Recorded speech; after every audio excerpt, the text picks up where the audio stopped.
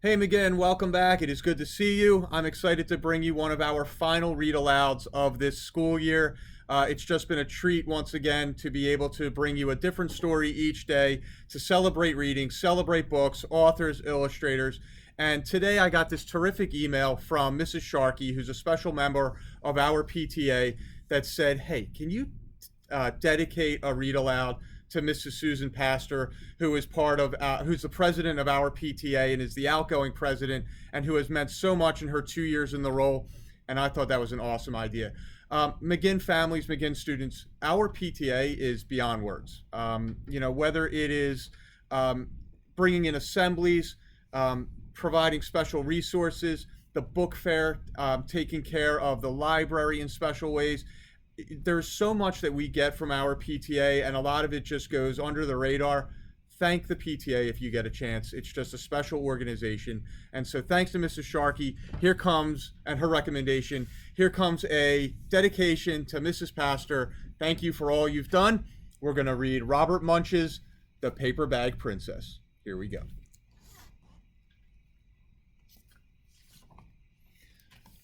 Elizabeth was a beautiful princess. She lived in a castle and had expensive princess clothes. She was going to marry a prince named Ronald. Unfortunately, a dragon smashed her castle, burned all her clothes with his fiery breath, and carried off Prince Ronald. Elizabeth decided to chase the dragon and get Ronald back.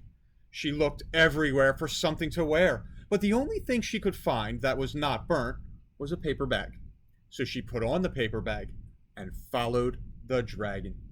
He was easy to follow because he left a trail of burnt forests and horses' bones. Finally, Elizabeth came to a cave with a large door that had a huge knocker on it. She took hold of the knocker and banged on the door. The dragon stuck his nose out of the door and said, "Well, a princess. I love to eat princesses, but I have already eaten a whole castle today. I am a very busy dragon. Come back tomorrow." He slammed the door so fast that Elizabeth almost got her nose caught. Elizabeth grabbed the knocker and banged on the door again. The dragon stuck his nose out of the door and said, "Go away. I love to eat princesses, but I have already eaten a whole castle today. I am a very busy dragon. Come back tomorrow." "Wait!" shouted Elizabeth. "Is it true that you are the smartest and fiercest dragon in the whole world?" "Yes," said the dragon. "Is it true," said Elizabeth, "that you can burn up 10 forests with your fiery breath?" "Oh, yes," said the dragon, and he took a huge, deep breath and breathed out so much fire that he burnt up 50 forests. "Fantastic," said Elizabeth, and the dragon took another huge breath and breathed out so much fire that he burned up 100 forests. "Magnificent," said Elizabeth, and the dragon took another huge breath, but this time nothing came out. The dragon didn't even have enough fire to cook a meatball. Elizabeth said, "Dragon, is it true that you can fly around the world in just 10 seconds?" "Why, yes," said the dragon, and he jumped up and flew all the way around the world in just 10 seconds.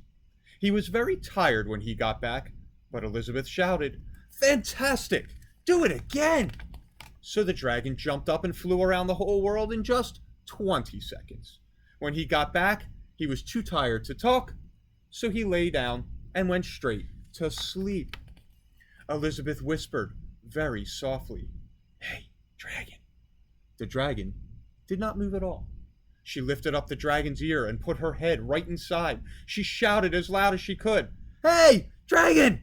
The dragon was so tired, he didn't even move. Elizabeth walked right over the dragon and opened the door to the cave.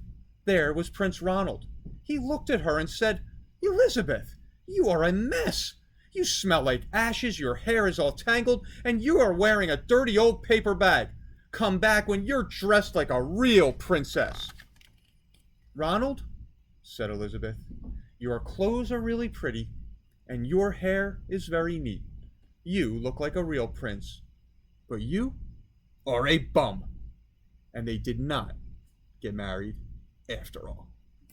And that, my friends, is the story of the paper bag princess who shows she can achieve anything. I love how it's a powerful female character. She didn't need Ronald, and if he was going to act that way, too bad.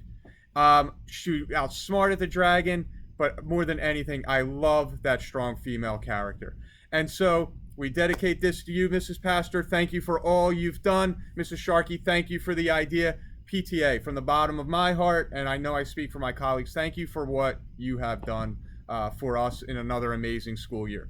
We'll be back tomorrow with another read aloud. We'll see you soon.